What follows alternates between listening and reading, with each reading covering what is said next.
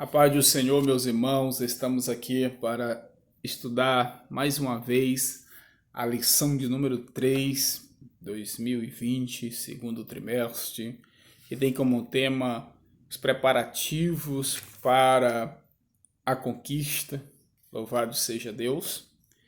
E nesta oportunidade queremos estudar os 3 pontos juntamente com você, que diz assim, primeiro ponto, quais os preparativos que Josué determinou ao povo para a conquista, né? Segundo tópico, aplicar a respeito da necessidade de conhecer o ambiente da batalha, mas conhecer da batalha, mas reconhecer que sem a intervenção divina nenhuma vitória haverá. E no terceiro tópico estaremos estudando juntamente conosco aqui, juntamente com você, nós vamos estar demonstrando a coragem e a fé de Raabe, a heroína improvável. E nesta lição nós estaremos vendo exatamente aqui os preparativos para a conquista, depois que o grande líder Moisés já havia morrido. Deus agora já escolhe Josué para coordenar aquela grande missão. Nós sabemos que não era uma missão fácil, precisava de alguém autêntico, alguém capaz, precisava de um líder, não um líder qualquer, mas um líder preparado para a missão. E nós sabemos que Josué ele foi o sucessor de Moisés, um grande líder, como também Josué, Deus aprovado por Deus, Deus escolheu para ele dar continuidade àquela excelente obra que agora era passar o Jordão, atravessar o Jordão e conquistar a terra prometida. Mas diz a palavra de Deus que esse grande desafio estava agora diante de Josué, diante do povo. E a Bíblia diz aqui no primeiro tópico, Josué prepara o povo para atravessar o Jordão. Entendeu? Precisava conscientizar este povo que Deus era com ele, que Deus havia escolhido para aquela missão, mas aquele povo agora precisavam se organizar, precisavam se preparar para atravessar o Jordão, e eles deveriam se precaver de alimentos, de víveres, agora para exatamente ter alimento para atravessar aquele desafio, para enfrentar aquele obstáculo que era o Jordão, que era a conquista da Jericó. Louvado seja Deus. E exatamente o que vai acontecer. Aquele povo eles vão se unificar, eles vão se unificarem e aí para as coisas funcionarem, dar certo.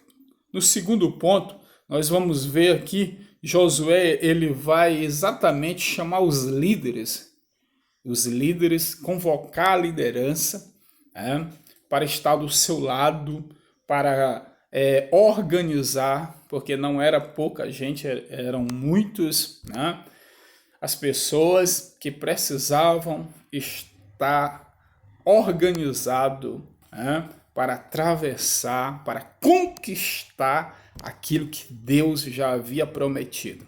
Josué não tinha dúvida nenhuma que Deus havia de entregar a terra ao seu povo. Porém, o povo precisava estar preparado para receber essas dádivas e antes eles iam passar por alguns desafios, como de costume nós passamos antes de obter a nossa vitória. E os líderes, o povo, as tribos, deviam se ombrear a Josué, né? A tribo de Rube, de Gad e a meia tribo de Manassés. Eles não deveriam ficar para trás, eles deveriam se unificar, dar uma força para os seus irmãos, porque agora a vitória de um era a vitória de todos. Louvado seja Deus. Terceiro ponto, eles deveriam ser fiel a Josué. Uma coisa que deveria ficar bem claro ali entre o povo de Deus, os hebreus, era que eles deveriam ser fiel ao seu líder. Não deveriam se acovardar, mas eles deveriam unificar suas forças, seriam um em todos, para que eles viessem receber, conquistar e tomar posse da sua vitória. Então eles deveriam ser fiel, em nenhum momento eles deveriam se acovardarem ou deixar de apoiar o seu líder, que agora era um líder escolhido, não pelo homem, mas pelo próprio Deus. Louvado seja o nome do Senhor.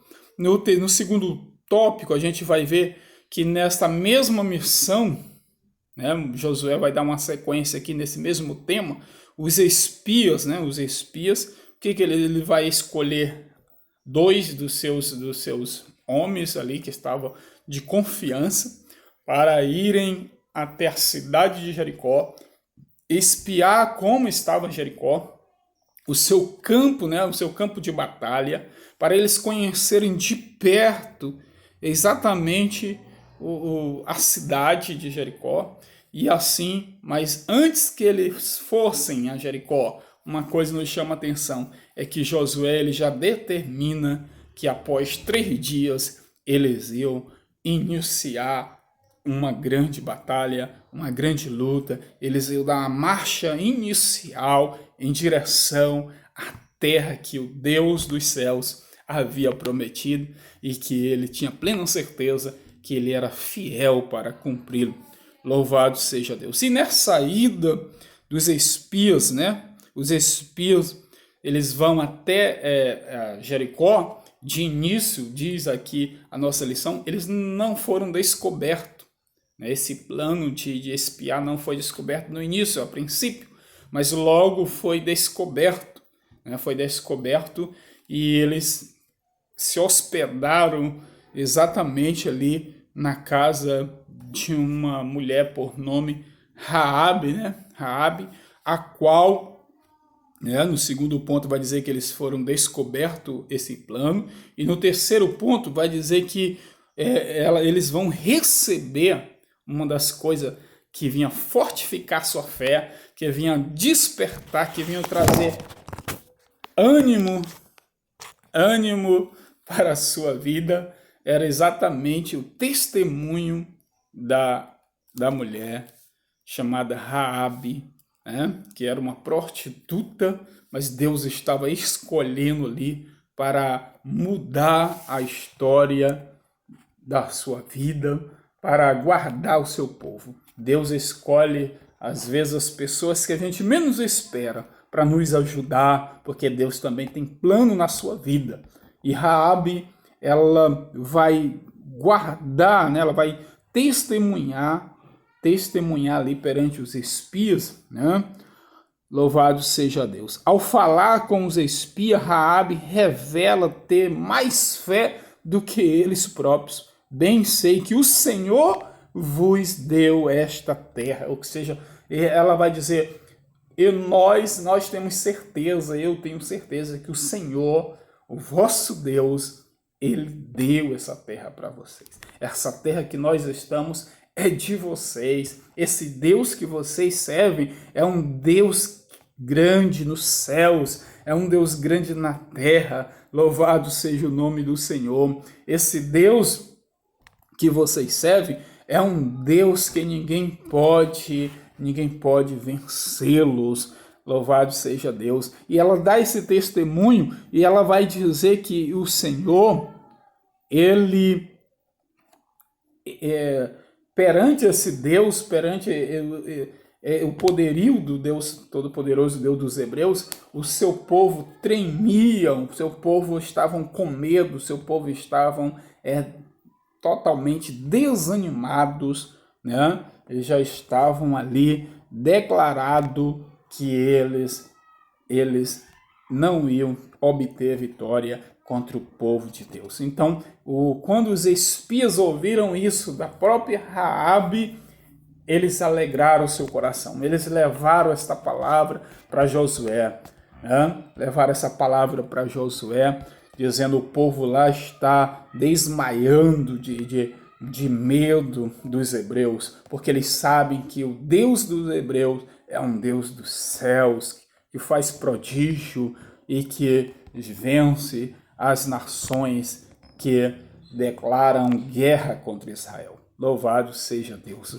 Louvado seja o nome do Senhor, nosso Deus. Raabe já sabia, né, da fama desse Deus. A fama do Deus Todo-Poderoso já havia espalhado, já havia chegado em Jericó, lá na travessia do Mar Vermelho. Deus já falava para Moisés: ó, Moisés, este povo, esse exército de Faraó, nunca mais os vereis. Nunca mais os vereis, né? E todos saberão, Moisés, que há Deus, que eu sou Deus. Então, a fama desse Deus já havia chegado até a prostituta Raabe, ou que seja, agora já era uma nova convertida, já era alguém que tinha uma fé intacta no Deus dos hebreus. Ela já sabia que o Deus dos hebreus era um Deus que ia entregar aquela terra, e aí ela como agora com a sua fé inabalável, ela vai ali guardar os espias quando, né? Louvado seja o nome do Senhor. Quando os homens ali vieram perguntar a ela se os hebreus estavam ali, ela nega, né? Diz que estiveram ali, mas já tinham ido embora, e na verdade ela estava escondendo os hebreus ali, porque sabia que eles serviam um Deus todo-poderoso e que ninguém poderia tocá-los nestes homens. Né? E no terceiro tópico, nós vamos ver Raabe, uma heroína, né? Uma heroína da fé, ou que seja, uma mulher de fé. Né? Louvado seja Deus. Ela dá testemunho desse Deus, né? E devido a essa sua fé, devido a esse seu testemunho, ela vai para a galeria dos heróis da fé, em Hebreus capítulo 11, versículo 31. Ela vai ser ali destacada, né? Destacada pelo escritor aos Hebreus como uma mulher de fé. Louvado seja o nome do Senhor, né? Glória a Deus. Uma mulher de estratégias, como eu acabei de falar, uma mulher que ela mesmo cometendo um deslize ali, mentindo, causando uma mentira ali, dizendo para os guardas que eles não estavam ali, que já tinham ido embora. Na verdade, ela estava com os homens guardados, os dois hebreus, enviados de Josué, mas mesmo assim, mesmo com esse deslize, Deus, ele vai perdoá-lo a sua falha, perdoar o seu deslize, não Deus não vai, não pela sua mentira, mas Deus vai dar pela sua coragem. Deus vai dar graça a ela pela sua coragem. Louvado seja o nome do Senhor, nosso Deus. No terceiro ponto, a mulher do fio de escarlate. Ou seja, nós vamos concluir aqui a nossa lição sabendo que tudo isso apontava aqui também para o Calvário, para a redenção na pessoa bendita de Jesus Cristo, naquele símbolo, né? Naquele símbolo ali do fio de escarlate, quando colocou um fio vermelho, um fio de escarlate na sua casa ali pendurado, para que era um trato entre ela e os espias, entre ela e os hebreus, ou seja, na casa que tivesse um fio de escarlate, que tivesse um fio vermelho, os soldados não poderiam atacá-lo. Aleluia, louvado seja Deus. E uma coisa interessante ali, que na verdade, o próprio Deus selou este compromisso já havia escolhido Raabe para fazer isso com o povo, com os soldados, para proteger o seu povo, os seus filhos, porque é assim que Deus faz, para nos proteger. Deus usa até as pessoas que nós menos esperamos para nos ajudar, para nos proteger, para nos estender as mãos, porque Deus também tem plano na vida deles. E aí a Bíblia vai dizer que quando houve ali um terremoto, que os muros de Jericó, que era uma potência em segurança, havia uma estabilidade muito grande, então tal que aquele povo confiava naquele muro, eles achavam que aquele muro era intocável, né? Inabalável. Deus joga o muro por terra. Mas uma coisa interessante é que o local onde estava a casa de Raabe,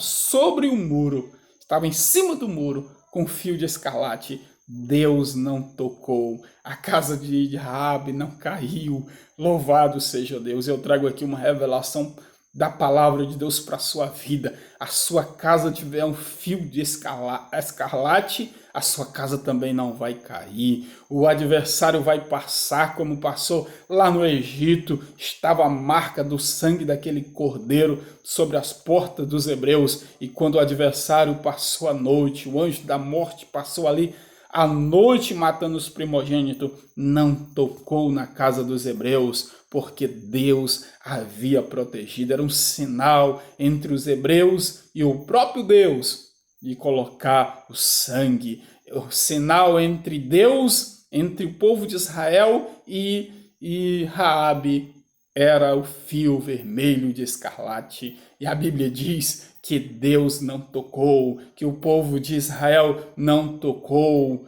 Quando declararam guerra ali, todo o povo da cidade de Jericó foram destruídos, mas a mulher ficou intacta com a sua família e logo mais ela foi exaltada, casou com um dos filhos ali das tribos de Israel. A Bíblia diz que ela gerou um filho e colocou o nome de Boaz, e logo mais em seguida a gente vai ver a luz da Escritura Sagrada, este Boaz casando aí com Ruth, né? Louvado seja o nome do Senhor. Aquela ou seja, aquela nora fiel de Noemi, era Ruth, vai casar com Boaz, filho dessa mulher chamada Raabe. Ou seja, ela entra aí para